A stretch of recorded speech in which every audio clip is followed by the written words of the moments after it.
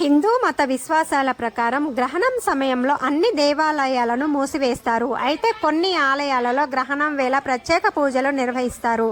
గ్రహణం సమయంలో విగ్రహాలు తన శక్తిని కోల్పోతాయని, ప్రతికూల శక్తుల ప్రభావం ఎక్కువగా ఉంటుందని శాస్త్రాలలో వివరించబడింది. ఇదిలా ఉండగా సూర్యగ్రహణం, చంద్రగ్రహణం సమయంలో కూడా కొన్ని దేవాలయాల తలుపులు తెరిచే ఉంటాయి. అవి ఎక్కడెక్కడ ఉన్నాయి, పూర్తి వివరాలు తెలుసుకుందాం.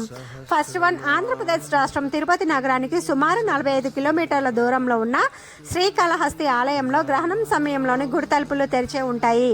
పంచభూతాలలో ఒకటైన శ్రీకాళహస్తీశ్వరుడికి గ్రహణం వేళ ప్రత్యేక పూజలను నిర్వహిస్తారు. నెంబర్ 2, రాయలసీమలోని కర్నూలు జిల్లాలో ఉన్న సంగమేశ్వర ఆలయం కూడా గ్రహణం వేళ తెరిచే ఉంటుంది. శ్రీశైలం సమీపంలో ఉన్న ఈ గుడిలో సూర్య చంద్రగ్రహణ సమయంలో అరుణ హోమం నిర్వహిస్తున్నట్లు అక్కడ పండితులు చెప్తారు. నెంబర్ 3, మధ్యప్రదేశ్లోని ఉజ్జయిని మహాకాళేశ్వర ఆలయం కూడా గ్రహణం సందర్భంలో తలుపులు తెరిచే ఉంచుతారు. అయితే గ్రహణం సమయంలో శివలింగాన్ని మాత్రం తాకనివ్వరు. గ్రహణం తర్వాత పవిత్ర గంగాజలంతో ఆలయాన్ని శుభ్రం చేస్తారు. నెంబర్ 4, బీహార్ రాష్ట్రంలోని గయలో ఉన్న విష్ణుపాద ఆలయాన్ని గ్రహణం సమయంలో తెరిచే ఉంచుతారు. ఎందుకంటే ఈ ఆలయం పైన గ్రహణాల ప్రభావం ఉండదట.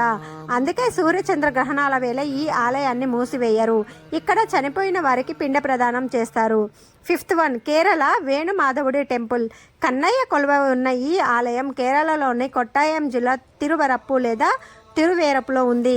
కొట్టాయం నుండి సుమారు 8 కిలోమీటర్ల దూరంలో ఉన్న ఈ ఆలయం దేవాలయాలన్నింటినీ రాత్రివేళ మూసివేస్తారు.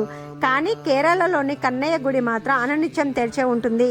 కేవలం గంట లేదా 2 గంటలు మాత్రమే ఈ గుడి తలుపులు మూసివేస్తారు.